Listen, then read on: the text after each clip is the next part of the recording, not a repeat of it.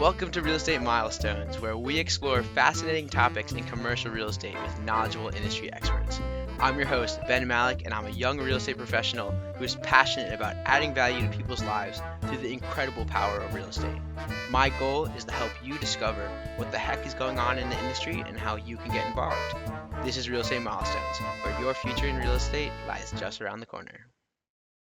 Hello, everybody. Welcome back to Real Estate Milestones. Today we have Stuart Gethner, who is a member of the Forbes Real Estate Council, and he's an educator for new and experienced investors. And he has an interesting path into real estate, which we'll get into. He started by owning pharmacies, coming out of pharmacy school, and then made a transition to real estate and has not looked back. So, Stuart, thanks for coming on the show. Hey, thanks for having me. I appreciate you being here. Thank you so much. Great. So let's start. What was your first milestone in real estate?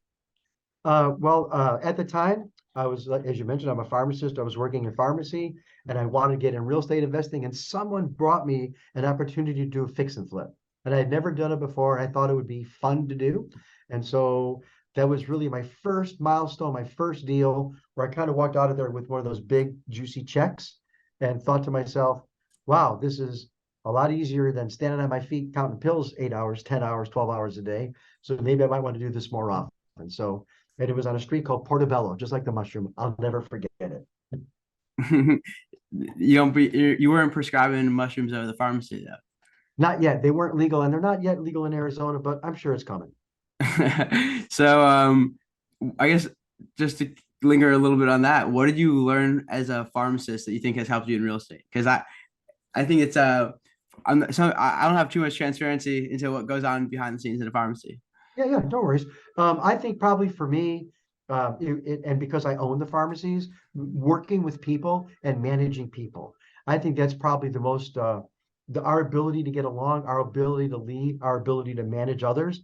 And when you think about it, we're always managing people. Whether I'm speaking with my wife, my folks, my siblings, my kids, they're managing me, I'm managing them. How we communicate, how we lead, I think is crucial. And so for me, the experience would be mentoring or managing people. And then the second piece I would take out of this is managing inventory. So I always joke, if you want to talk about managing inventory, let's talk about managing amoxicillin, Viagra, and OxyContin. Your employees will steal that before the public can even get to it, right? But here in real estate, if we're going to do multifamily and a water heater goes out, is it smart at this point in time to buy 2, 3, 4 water heaters? And because you realize they're going to eventually wear out in your multifamily units, or even like things like ceiling fans when they're on sale or they're on clearance at Home Depot, and you only need 2 or 3. Do you buy the 6, 7, and 8, knowing that you're going to need them down the line? So inventory control, managing people, I think those are my biggest lessons. That's interesting. Yeah, I hadn't really thought about it like that. That's pretty cool. And so, what is? I guess you started in fix and flipping, and it seems like you've transitioned away from that. I guess what was your? How long did you fix and flip, and then what kind of was your mentality as you wanted to go bigger in real estate? So for me, what I learned, and I've done wholesaling and I've done flipping, and nothing wrong with them. Happy to show you how to do that, help you scale that business. I have out here, you're welcome to look him up. His name is Jay the Home Buyer out in Phoenix, Arizona. Got him up to doing 40,000 a month in wholesaling. So every strategy is an effective strategy in real estate. For me, as I've gotten a little older, I felt that creating wealth, long-term wealth, for me is going to be more buy and hold. Um, I can rip out carpet with the rest of them. I used to do my own flooring till my niece said they didn't like doing the flooring anymore.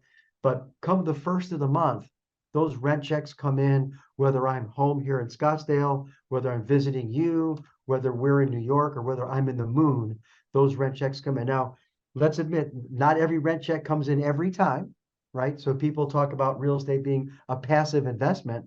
It doesn't mean that there's no work involved. Of course, there's work involved. But however, for real creating wealth, you look at the Forbes, as you mentioned, I'm on the Forbes Real Estate Council. You look at the top 400, top 100, how they made their money. Most of them, the majority made their money in real estate investing by buying and holding and scaling. Right. Yeah, that makes a lot of sense. And so I know it seems like from how we spoke or what we spoke about before the show that and now you want to buy and hold and you want to get cash flow from the real estate. So I'm curious, I guess, to start, let's just talk about your investment thesis and where you're investing. So right, so I spent most of my time investing where I live. If you ever heard the story of acres of diamonds, you pretty much have everything you need in your backyard. However, the Phoenix market is extremely volatile. When stuff goes up, it goes up. When stuff goes down, it goes down. So we were in an up market for many years.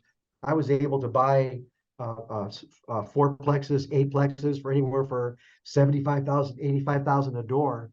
I think the cheapest you can find something in a kind of a rough neighborhood today is 150,000 a door, and here in our Valley Phoenix area, probably really realistically closer to 200,000 or more per door.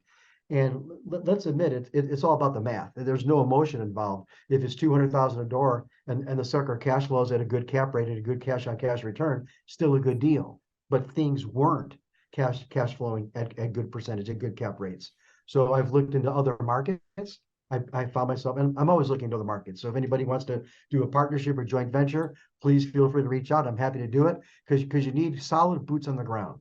So I got a business partner in the Cincinnati area, and we've got a 16 unit apartment tied up for, I want to say, about 68,000 a door, and prices there are for anywhere between 68 and 80,000 a door. You can still get double digit cash returns, double digit cap rates. And that's what you're looking for. You're looking for returns. Yeah, that's awesome. And so I guess with the volatility in the market now, are you seeing opportunities come back in Phoenix? So the answer is yes. However, let me put the asterisk there. However, sellers take a long time to educate. Buyers can smell opportunity, right? Buyers know rents have stayed. Buyers know prices have leveled off.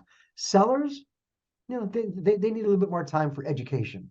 And so we let the marketplace educate them because whatever they're asking for today, they're not getting. And so we cycle back on all our offers every 35 to 45 days. So just because you made an offer and the offer was no, that doesn't mean it's a dead deal. It just means I'll see you in 30 to 45 days. And God bless you. If someone wants to pay you 2 million or whatever you're asking for a door and you can get that, take it. That would be best for you and your family. But savvy investors know that in any business, you make your money when you buy because you can't control the future. The joke is, I had a crystal ball, but it broke. No one knows what the future holds. Are we going to have another pandemic? Are interest rates going to continue to rise? What's the Fed going to do? What's unemployment? Those are things we cannot control. We cannot control unemployment. We cannot control this, that, or the other. But here's what we can control. We can control our strategy. And so as long as we buy right, whether we're flipping, whether we're wholesaling, whether we're holding, doesn't matter. Regardless, we're going to make our money when we buy.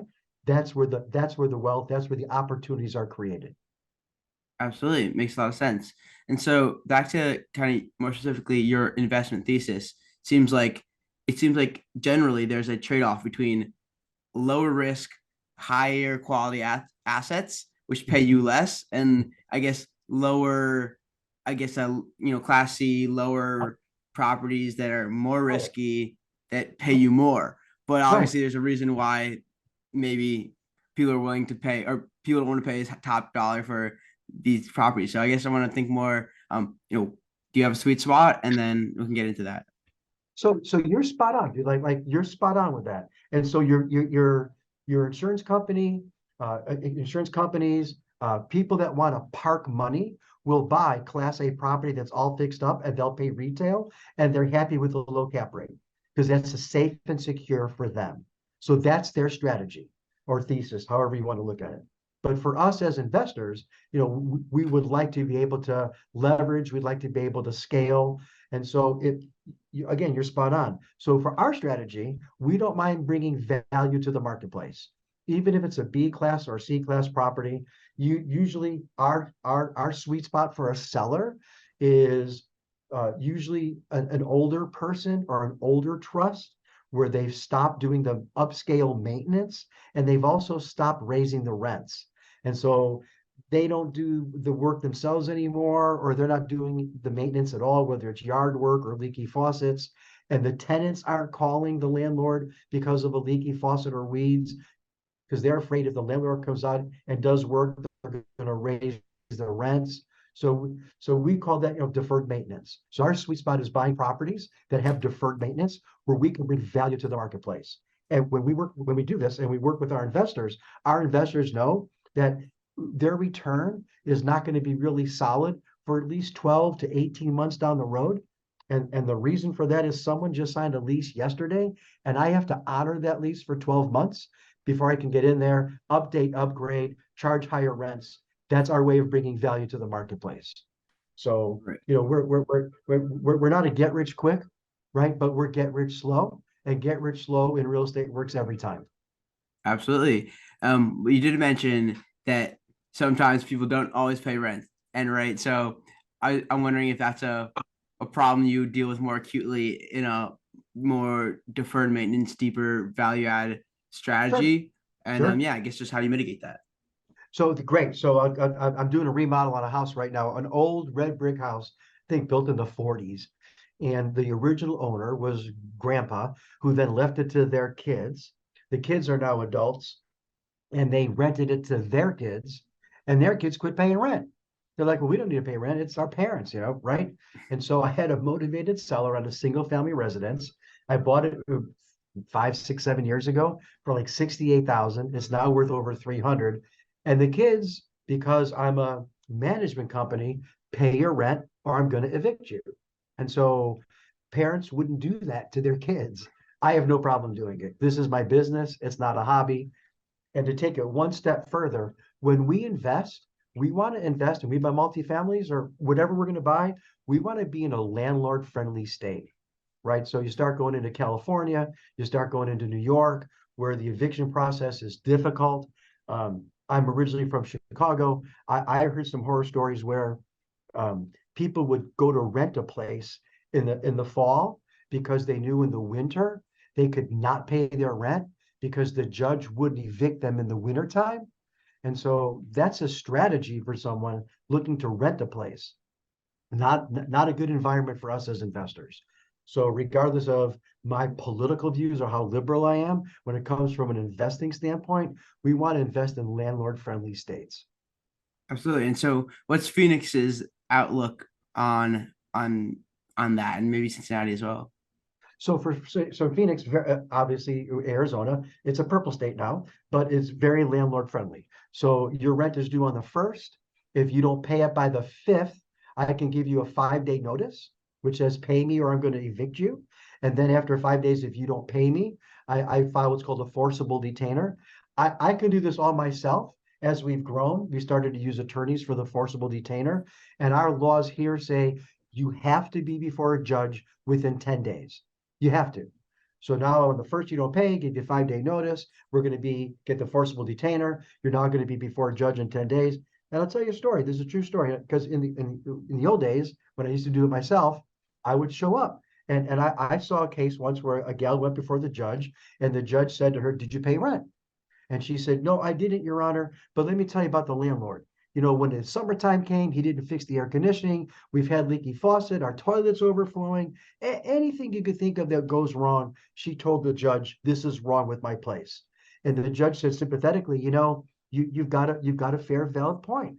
Unfortunately, it's not in this courtroom. So you didn't pay rent. Well, no, Your Honor, I didn't pay rent. Gavel goes down. You're evicted. So we're in a very landlord friendly state, and so is Ohio. Ohio is also a very landlord friendly state, very similar in the eviction process. And let me say, to be very honest with you, I have no desire to evict anyone. None. First of all, I'm a compassionate human being. But second of all, that means I've got turnover and vacancy, and I'm probably going to have to paint and do something to the flooring. And so that's going to be an outlay of capital. So as long as my tenants talk to me and say, "Hey, I'm going to be late this month because I don't get paid till the Friday, and Friday's the 7th of the month.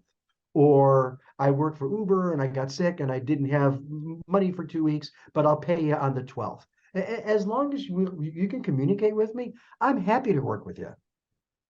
Yeah, absolutely. Yeah, you definitely have a prerogative not to deal with the headaches of finding a new tenant and Right. whatever else comes along with that. So yeah, occupancy. Sometimes people like want to push rents as high as they can, but really a lot of times occupancy is the most important line item on the income statement.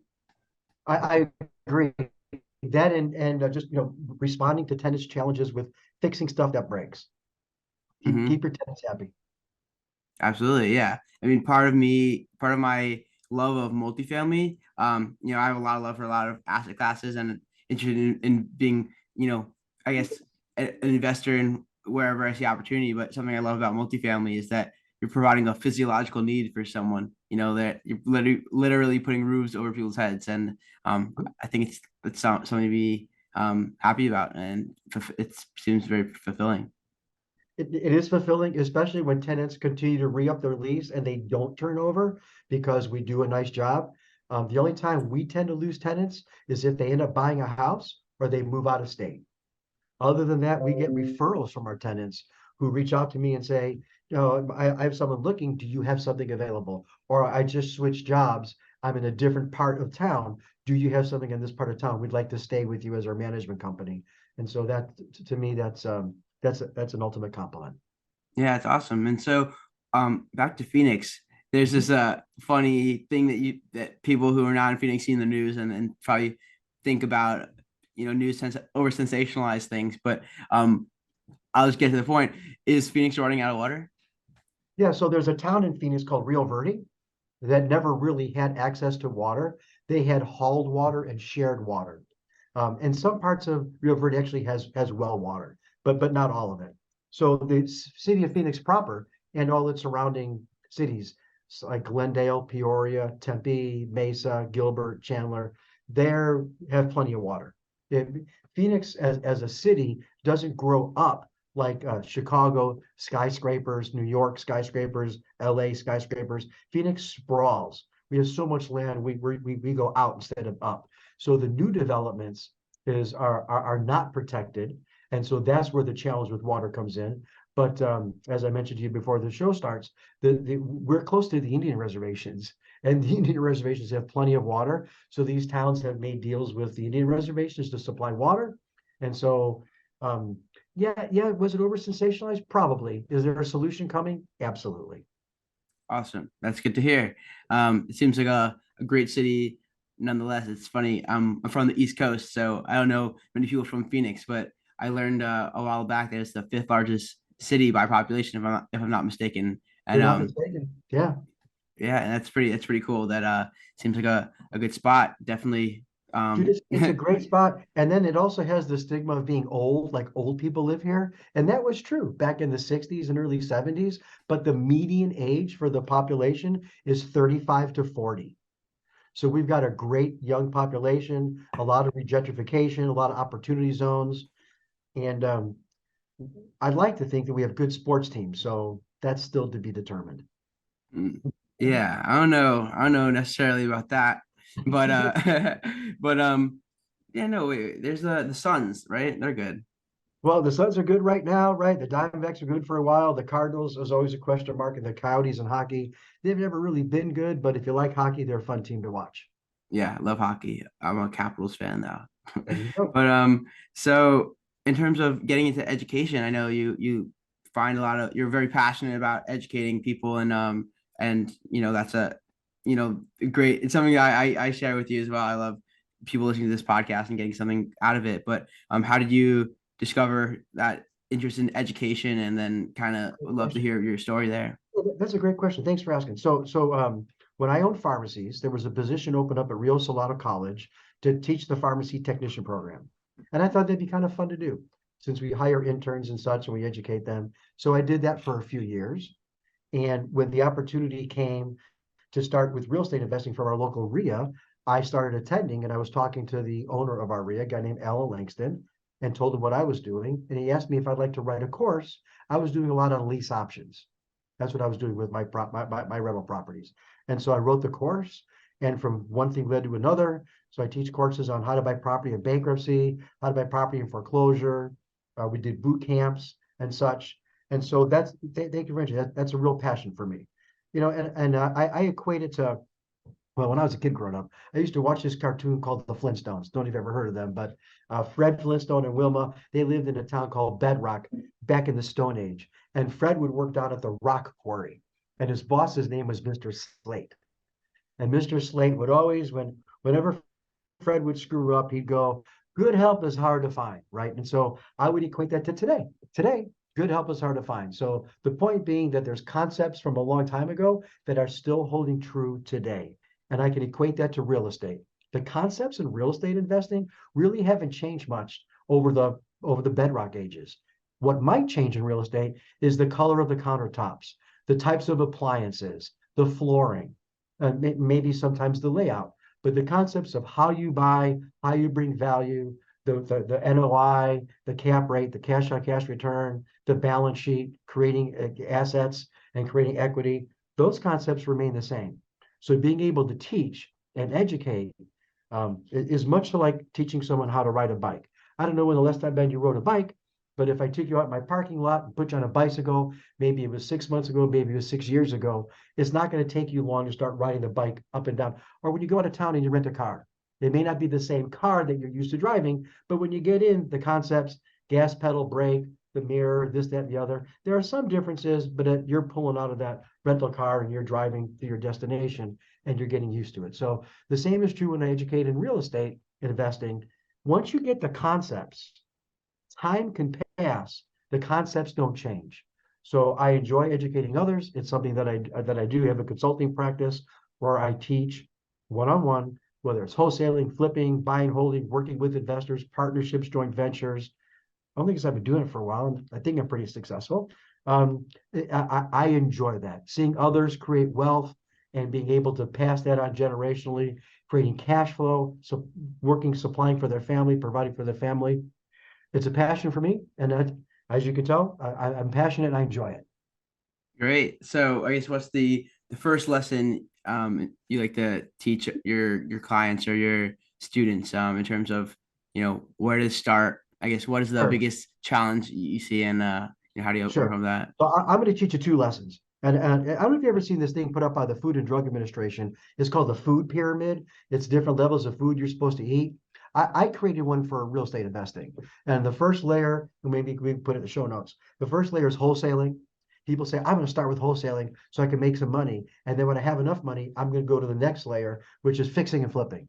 And when I do that, I'm going to create some much bigger dollars. And then when I have enough, I'm going to go to the next layer, and that's going to be buy and hold, whether it's a condo, townhome, single family residence, duplex, triplex, fourplex, whatever that looks like. And then after I do that for a while, I might sell or scale and get into apartments. And then the top rung is going to be, oh, I'll be a hard money lender, or I'll buy notes. And I'm here to tell you, you don't have to use that real estate pyramid, because I see that with beginners. You can start anywhere you want on that pyramid. You want to do multifamily? Let's start with multifamily. You want to do condos and let's start there. So regardless of where you think you need to start, I'm here to tell you can start anywhere. That's my first lesson. And the second lesson would be, let's create some clarity of what you want.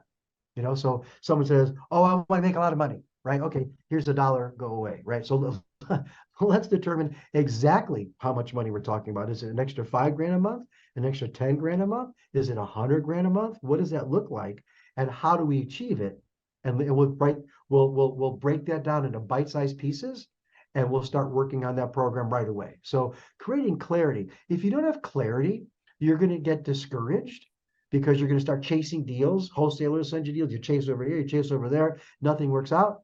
And if you don't have clarity, not only will you get discouraged, but you'll probably say, this stuff doesn't work. I tried it, it didn't work. And so you'll become disengaged. And so we want clarity, so we know what we're looking for. And there's an old expression, seek and ye shall find. I add to that, but you got to seek. So once you start seeking, know what you're looking for, you're going to find it. Yeah, that's great. I think accountability is a big aspect too, given it's a lot of, shiny object syndrome, and, got to make sure. And then also, it motivation can ebb and flow. So having someone that can give you a constant, or having a way of giving yourself a constant through, the different challenges and things that come up with, is definitely something important, I think. And that's why we have the coaching consulting program for that accountability. But I got to tell you, you're spot on. There's so many things that are looking for our eyeballs, whether it's crypto, right? Whether it's oil and gas, other investments, the stock market, the bond market, precious gems, There's so many opportunities that if you don't have clarity and you don't have a plan and you don't have accountability, just like you said, then you're going to get distracted and you're going to go on, like just like you said, to the next new shiny thing. Hmm. Yeah, it's definitely a challenge, but it's the clarity of what you want and creating a plan that's definitely helpful. It makes a lot of sense. So I'll appreciate that. You Sure. ready for the lightning round? Okay, I'm ready for the lightning round. Let's do it. Sorry, I forgot to warn you. I usually warn people, That's but okay. I've been there before. yeah, you're an entrepreneur. You're used to thinking on your feet. Uh-huh. So what superpower would you want if you could have any superpower? Oh, go back in time. I like the time travel. I think they'd be really cool. Go back and see Babe Ruth. Go back and see Newt Rockney. Go back and meet people who are no longer with us and get to learn their perspective. Yeah. If I had to pick a baseball player to go back, it would be Sandy Koufax. Sandy Koufax. Yeah. Yeah. And otherwise I'd go back and hang out with Plato, I think. There you go. Plato. Yeah. That's going Aristotle back. maybe. Yeah. That's going back in time, brother. Yeah. It seems like a good time. Not much has changed if you read Plato, you realize how much has not Huh? changed. Agreed. Yeah. It's awesome. So what's your favorite book? Or what's one that's helped you the most? Yeah, so there's a book that was written by a guy named Richard Bach. It's called Illusions of a Reluctant Messiah.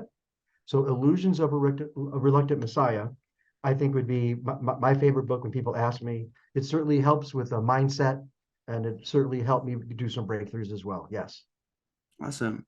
And so what motivates you to continue each day? Dude, I love what I do. I can honestly tell you when I've done real estate investing, no two deals are alike. I love making deals. I love negotiating deals, especially things like seller finance deals, working with partners, joint ventures, working with others, creative financing, subject to deals, really seller carrybacks, also called purchase money mortgages. Um, I enjoy that. For me, that's fun. And challenging. Right. And so what advice would you give to someone who wants to follow in your footsteps? So great. So I so there was a study done back in the 1940s, 1950s, where they interviewed all these famous, the Rockefellers, the Fords, Martin Luther King, Mother Teresa. They interviewed all these people and asked them if you could do one thing different, what would you do? And most of them came back with start sooner, right? Oh, I would start sooner in my life. But Martin Luther King and Mother Teresa had the exact same answer, and it was different. And I found that interesting. And their answer was, I'd think bigger. And you think about Dr. King and Mother Teresa, how everybody would know them and how they touched almost everyone in the world. And you would say, how could you guys think bigger? Right? But that was their answer, think bigger. So I would encourage anybody who's listening today to whatever you're thinking of, think bigger. Wow, that's awesome. Well, since I put you on the spot, I want to give you a chance for revenge. So what's one question you have for me? And so why'd you start doing a podcast? Yeah, so really I let curiosity go in the driver's seat. I want to learn from people like yourself, experts in the industry. And I want to, make sure I can provide something of value to you as well in order to, be respectful of your time and to make the most of our time. So that's one motivation, but also I realize there's people out there who might not know about real estate, and might be curious and, but not as outgoing or, as ambitious as myself and not want to, put themselves out there. But I thought this would also be a way to educate people and introduce people to something that I'm very passionate about and that I love and that I think will be good for them and helpful. So it's whenever I get a little note or a nice review, it makes me feel very good knowing that I'm helping people as well as, learning as much as I possibly can. So I'll ask you one more, and this is one I haven't been able to figure out yet, but maybe you can help me. What do you want to be when you grow up? Yeah. Well, when I grow up, I want to be I guess definitely want to own a lot of real estate. I want to be a real estate investor, an owner, operator. But to in terms of what I want to be when I grow up, it's people always think about it in terms of like the question is really what job do you want to have, right? In this society that we have, people define themselves as a worker and a consumer, right? That what do you want to be when you grow up is the thing that you spend your time. So that you can gather the funds and the money to then be able to spend on the things you want to do when you're not the thing that you just said that you are, right? That you want to be a lawyer or a doctor or whatever, right? But I guess what I want to be when I grow up is really what I want to be right now, which is a person whose goal is to constantly grow. Success is defined by improvement, by self-improvement, self-knowledge, and wisdom. So I guess what I want to be when I grow up is someone who continues learning and having curiosity and the passion for self-improvement and for creating these strong relationships with the people around you that are mutually beneficial. And I think that's it's hard. It's a really hard question, right? Because I'm trying to define it in terms that society isn't used to defining what you are as. But I think that's getting towards how I'll see myself as successful. Great answer. Thank you. Thank you very much. Well, it's been a pleasure having you on the show, Stuart. Sure. And I enjoyed being here. Yeah. yeah, and I'd love to, I guess, give you an opportunity to where can people find out more about you and learn about what you have to offer, and then also if you have any final closing remarks you want to leave everyone with, that I'd love to hear it. Sure. So I give everybody no charge what I call a 30-minute momentum session. So if anybody would like to just have a conversation with me, I would love to have a conversation with you, talk about what you're thinking, help you create some clarity. But I just wrote a new ebook called Why Real Estate, Why Now? And so if you want to go to my website, it's free. We're going to publish it on Amazon. It'll be my second book being published. My first one was an international bestseller called No Agent Needed. And of course, I have articles in Forbes magazine. But Why Real Estate, Why Now? Go to my website. It's free. And I'm not a hard sales guy, so there's no follow-up. If you want to reach out to me, my calendar link is there. But the website's pretty simple. It's called contactstuart.com. Contact Stuart, Stuart.com. And I'd be happy to have a conversation with you. We can see where that goes. And any closing comments, I really appreciate what you're putting out there, Ben, being able to help people and educate people. I think when you take a look at all the gurus out there, there's the agenda of the program, there's the agenda of the audience, and there's what I call the hidden agenda. And the hidden agenda is the upsell to the next level, the upsell. And I always found that cheesy. So our programs are pretty much one-on-one, creating success. And if you'd like to have that 30-minute momentum session, please feel free to reach out. I'd be honored to have a conversation. Well, I appreciate you coming on. Learned a lot and respect what you're doing, and I share that passion for educating people. So it's great to connect. And Stuart and everyone listening, keep making milestones. Before you go, I just wanted to say thanks again for tuning in to another awesome episode of Real Estate Milestones. If you've been enjoying the show and you'd like to offer your support, please leave a 5-star rating and review on Apple Podcasts. It's the best way to increase the show's visibility and help the message get out to a greater audience. I really appreciate your time and support, and keep making milestones. The information provided on this podcast is intended to be educational and informational only and is not considered to be formal legal advice. The listener should not take or refrain from taking action based on its content. Any listener in need of legal opinion upon which to rely in decision-making should consider formally engaging an attorney to review relevant facts in detail and examine the pertinent law as it applies to those facts.